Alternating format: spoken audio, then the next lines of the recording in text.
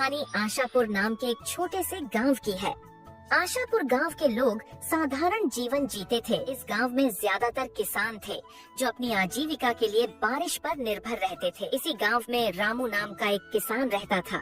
रामू मेहनती और ईमानदार था, लेकिन वह हमेशा अपनी किस्मत को कोसता रहता था। और आखिर कोसे भी क्यों ना, रामू बहुत मेहनत करता था, परंतु उसकी फसल कभी समय पर नहीं पकती, और जब पकती तो बारिश या सूखा सब बर्बाद कर देता। यह कहानी उसकी बदकिस्मती और एक अद्भुत मोड़ की है। एक दिन इसी तरह काम करने रामू सुबह सुबह अपने खेत पर पहुंच जाता है। रामू के पास एक छोटी सी जमीन थी जो अगल बगल से दूसरों की जमीन से जुड़ी हुई थी। रामू जब अपने खेत पर पहुंचा तो वो देखता है उसके अलावा अगल बगल के खेतों पर काम करने कोई भी नहीं आया है। ये क्या अब तक कोई नहीं आया? लगता है किसी को कुछ पड़ी ही नहीं है। चलो, अब इनके लिए तो मैं कुछ नहीं कर सकता, पर कम से कम अपने खेत का काम तो कर सकता हूँ। फिर कुदाल लेकर अपने खेत पर काम करने लगता है। काम करते करते सुबह की दोपहर हो जाती है, पर रामू अपने काम करने में इतना व्यस्त था कि उसे तो समय का पता ही नहीं लगता है। तभी थोड़ी देर में उसकी पत्नी गौरी उसके लिए खाना लेकर आती है। सुनते हो, आओ आकर खाना खा लो। गौरी की आवाज सुनकर रामू को समझ आता है कि दोपहर हो गई है। अरे ये क्या दोपहर हो गई, समय का तो पता ही नहीं चला।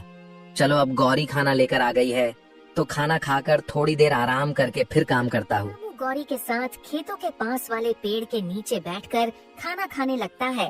क्या हुआ जी? लगता है आज कुछ ज्यादा ही थक गए हो। हाँ, आज सुबह से लगातार खेतों पर काम कर रहा था। सुबह की दोपहर हो गई, पता भी नहीं चला। तो आपने थोड़ी देर आराम क्यों नहीं किया?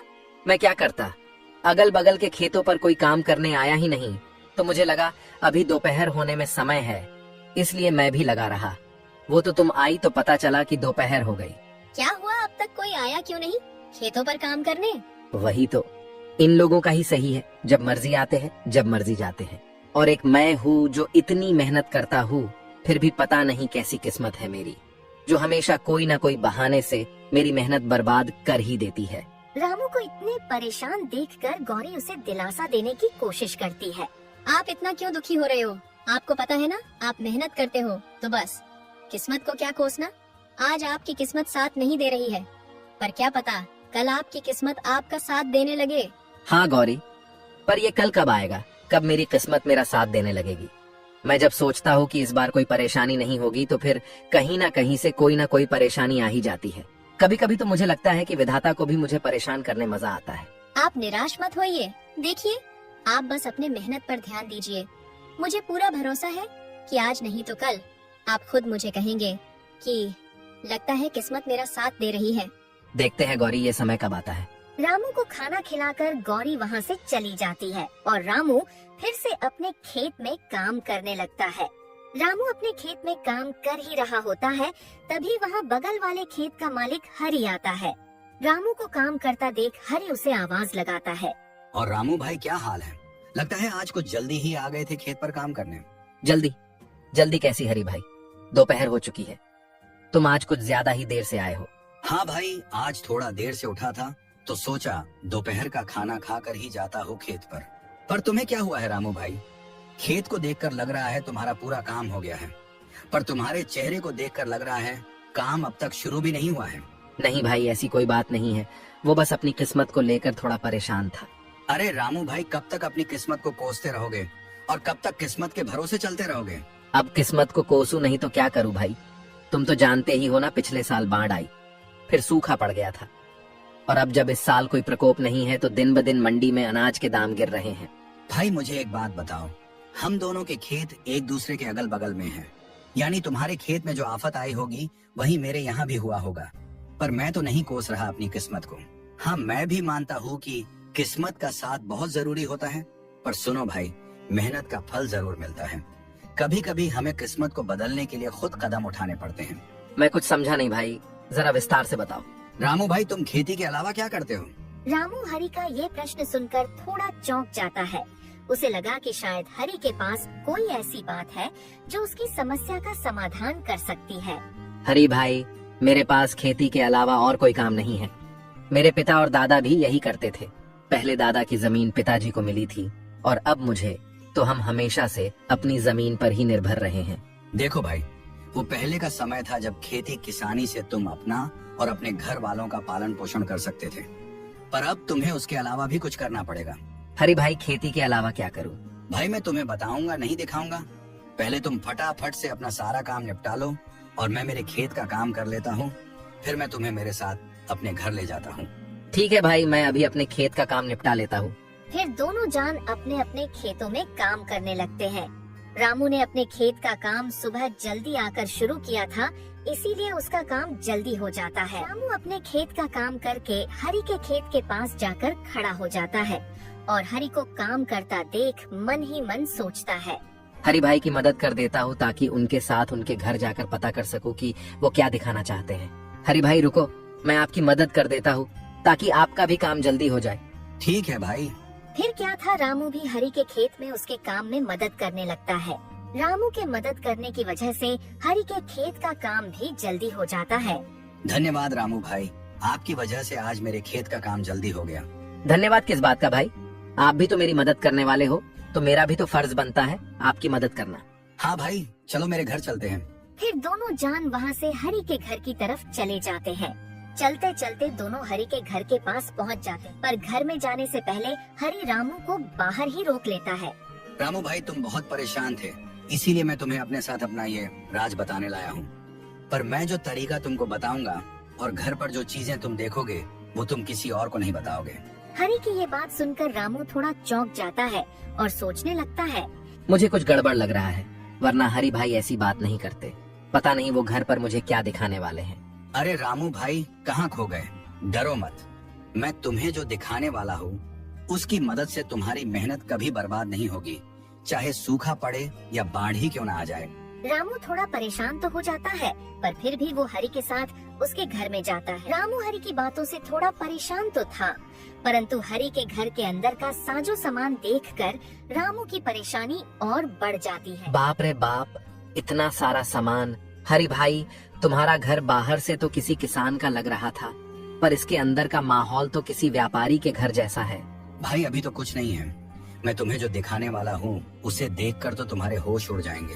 हरी की बातें सुनकर रामू की बेचैनी बढ़ने लगती है। हरी भाई, तुम मुझे वो दिखा दो जो दिखाने लाए हो, क्योंकि तुम्हारी बातें सुन सुनकर अब मैं बेचैन होने लगा हूँ।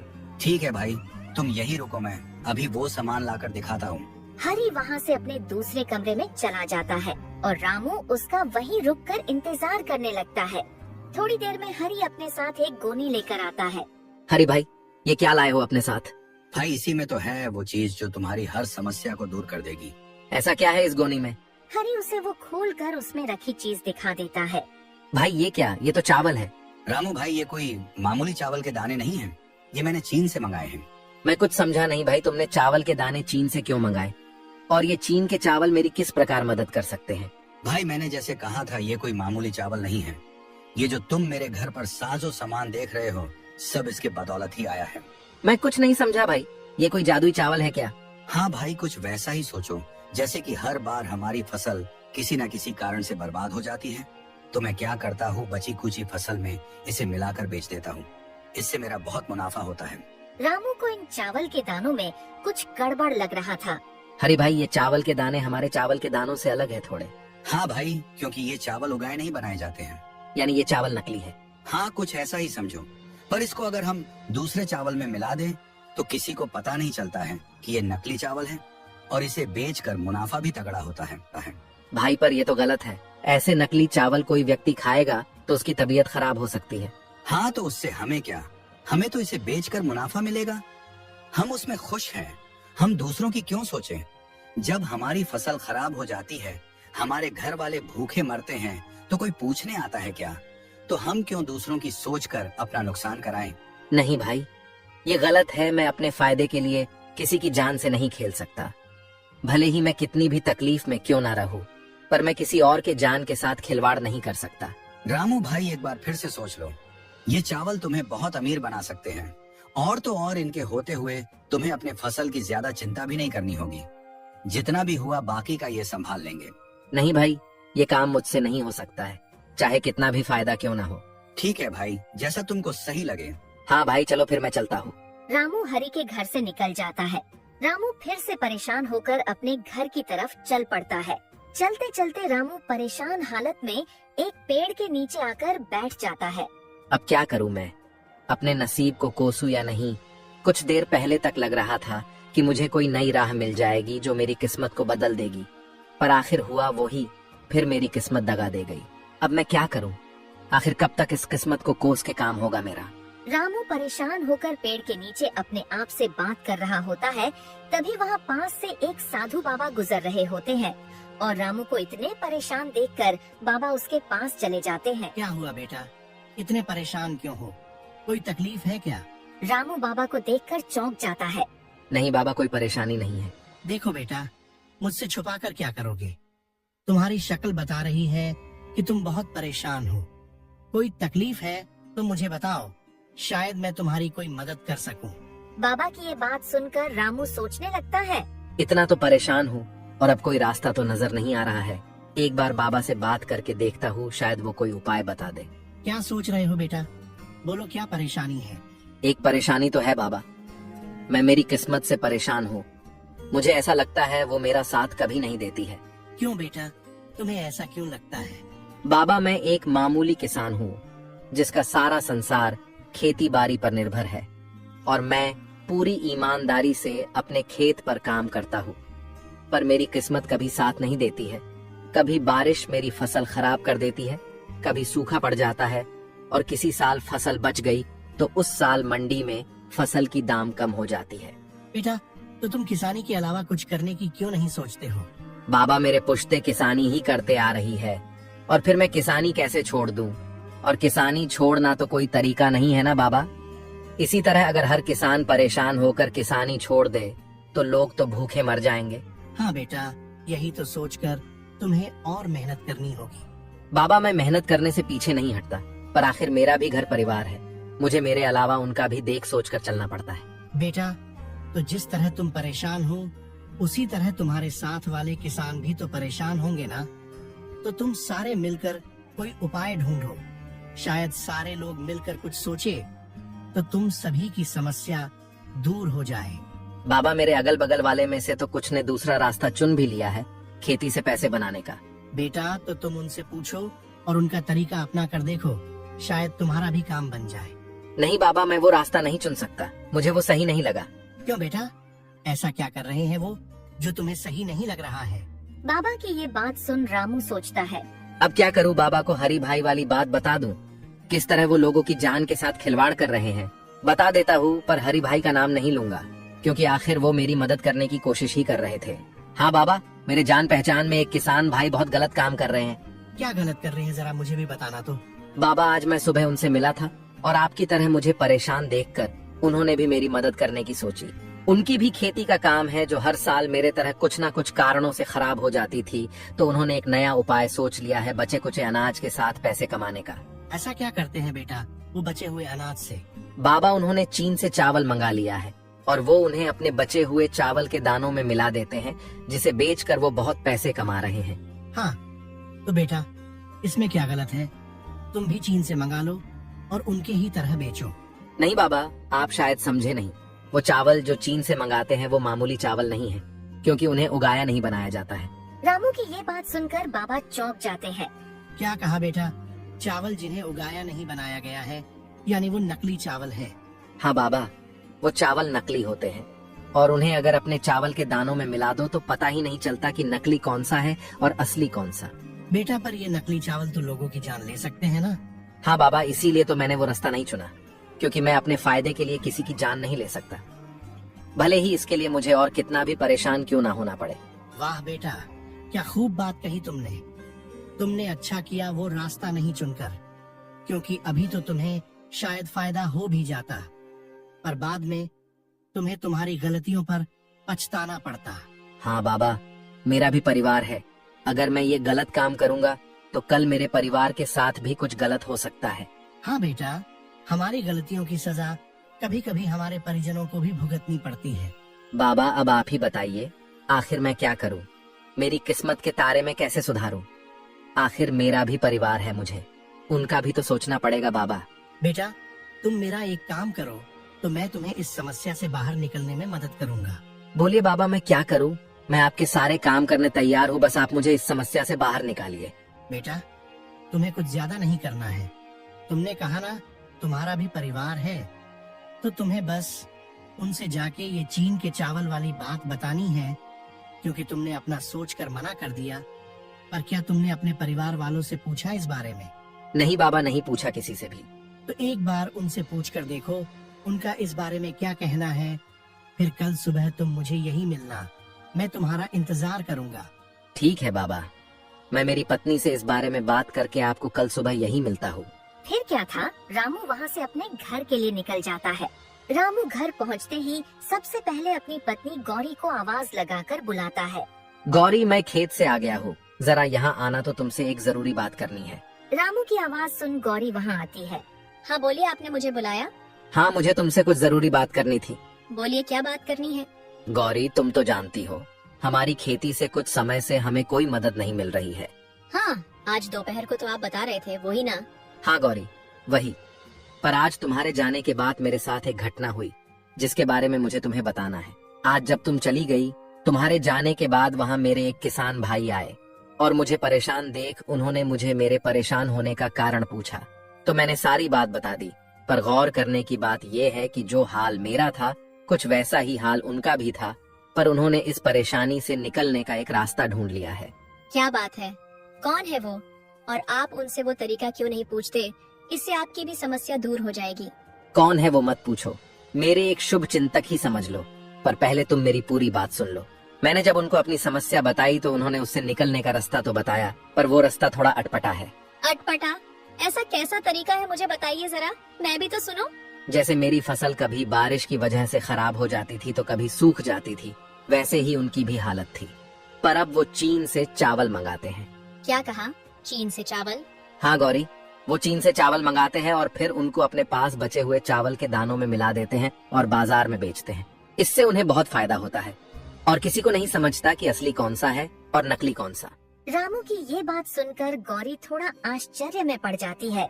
मैं कुछ समझी नहीं, असली चावल नकली चावल? हाँ गौरी, चीन से लाए हुए चावल नकली चावल होते हैं। उन्हें उगाया नहीं बनाया जाता है और वो काफी सस्ते मिलते हैं। उन्हें सस्ते में लाओ और अच्छा मुनाफा कमाओ। पर नकली चावल तो खाने में जानलेवा साबित हो सकते हैं, तो ये तो बहुत गलत बात है, अपने मुनाफे के लिए किसी की जान लेना। हाँ, मुझे भी ये गलत लगा तो सोचा एक बार तुम्हारी भी राय लेकर देख लेता हूँ, क्योंकि मेरी इस परेशानी से तुम भी तो परेशान हो और सिर्फ मेरे मना करने से अच्छा है एक बार तुम्हारी भी राय लेना मुझे सही लगा। नहीं जी, हम एक बार के लिए भूखे सो जाएंगे, पर किसी के साथ ऐसा धोखा करके पैसे कमाना बहुत गलत होगा। आज हम चैन से सो जाएंगे, पर कल उन गलतियों का भुगतान हमें किसी न किसी तरह चुकाना ही पड़ेगा। गौरी की ऐसी बातें सुनकर रामू बहुत भावुक हो जाता है। वाह गौरी, मुझे आज तुम पर बहुत नाज हो रहा है, क्योंकि तुम भी बिल्कुल मेरी तरह सोच रही हो। चलिए ये सब बातें छोड़िए, इन गलत बातों को अपने ऊपर हावी मत होने देना। आप और मेहनत कीजिए, देखना बहुत जल्द आपको कामयाबी मिलेगी। फिर क्या था, गौरी की ऐसी बातों ने रामू का हौसला और बढ़ा दिया था। फिर अगली सुबह रामू बाबा से मिलने अपने घर से निकलता है। रामू जब वहाँ पहुँचता है तो बाबा वहाँ नहीं होते हैं और बाबा को वहाँ नहीं पाकर वो थोड़ा मायूस हो जाता है। ये क्या, बाबा तो यहाँ नहीं है?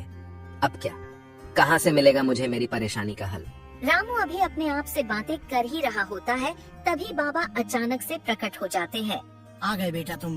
बाबा को अचानक से प्रकट होता देखकर रामू थोड़ा डर जाता है और अपने मन में सोचने लगता है, बाप रे बाप, ये तो कोई मायावी बाबा लग रहे हैं। अभी के लिए मेरा यहाँ से निकलना ही सही रहेगा।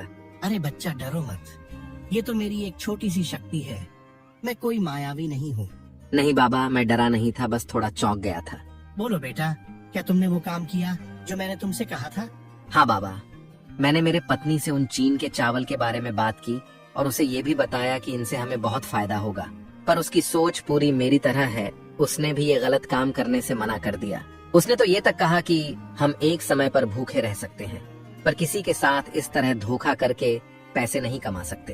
रामू की ये सारी बातें सुनकर बाबा बहुत प्रसन्न होते हैं। ये तो बहुत अच्छी बात है बेटा कि तुम्हारी घर वाले की सोच बिल्कुल तुम्हारी तरह है। बाबा, अब आप मुझे कोई तरीका बताइए जिससे मेरी समस्याएं दूर हो सके। हाँ बेटा, रुको, मैं तुम्हारे लिए कुछ लाया हूँ जिससे तुम्हारी सारी समस्याएं दूर हो जाएंगी। बाबा फिर उसे एक पोटली देते हैं। बाबा इस पोटली में क्या है? बेटा, इस पोटली में जादुई मिट्टी है। तुम बस इस मिट्टी को ले जाकर अपने खेत में छिड़क देना और फिर उसके बाद अपने अनाज के बीजों को छिड़क देना, फिर कमाल देखना। पर एक बात याद रखना, मिट्टी कम कम छिड़कना, और जब पोटली की मिट्टी खत्म होने वाली हो तो अपने खेत की मिट्टी इसमें मिला देना। इस पोटली को कभी खाली मत होने देना। ठीक है बाबा, मैं आपकी सारी बातों को याद रखूंगा। ठीक है तो बाबा, मैं चलता हूँ। रामू फटाफट से जाकर अपने खेत में मिट्टी छिड़क देता है। चलो, अब मिट्टी तो छिड़क दिया, अब फटाफट से बीजों को भी छिड़क देता हूँ। रामू सारे खेत में जल्दी जल्दी बीज छिड़क देता है। चलो, बाबा के कहे अनुसार मिट्टी भी छिड़क दी और बीज भी। चलो अब घर चलता हूँ। कल सुबह जल्दी आकर एक बार खेत का जायजा ले लूंगा और जादुई मिट्टी का कमाल भी देख लूंगा। फिर अगली सुबह रामू सुबह सुबह अपने खेत पर पहुंच जाता है और अपने खेत की हालत देखकर चौंक जाता है। उसका खेत पूरा हरा भरा हो चुका था। उसे अपने आंखों पर यकीन नहीं हो रहा था। आखिर बाबा की बात सही हो गई। अब इस जादुई मिट्टी से मेरी सारी परेशानियां दूर हो जाएंगी और आखिर गौरी की बात भी सही हो गई। अब किस्मत भी मेरा साथ देगी। दोस्तों, इस तरह रामू और गौरी के नेक दिले ने उनकी बदकिस्मती को बदल दिया और अब उन्हें अपने किस्मत को नहीं कोसना पड़ेगा। दोस्तों, इस तरह की और शानदार कहानियाँ देखने के लिए हमारे इस चैनल को सब्सक्राइब कर लें।